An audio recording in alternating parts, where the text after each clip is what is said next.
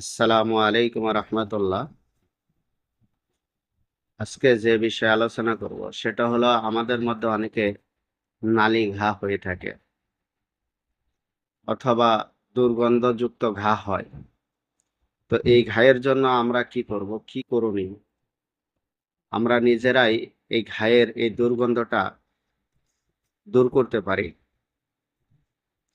এটা হলো শেওড়া গাছের মূলকে ভালোভাবে বেটে তাতে সামান্য পানি মিশিয়ে পাতলা করে দিনে একবার মাত্র ঘা ধুলে খুব তাড়াতাড়ি ঘা শুকিয়ে যায়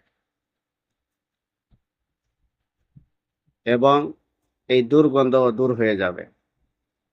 দিনে একবার ধুবেন, তাতে কয়েকটা দিন যদি এই কাজ করা হয়, ইনশাআল্লাহ আপনার এই নালী ঘা অথবা দুর্গন্ধযুক্ত ঘা এটা ঠিক হয়ে যাবে।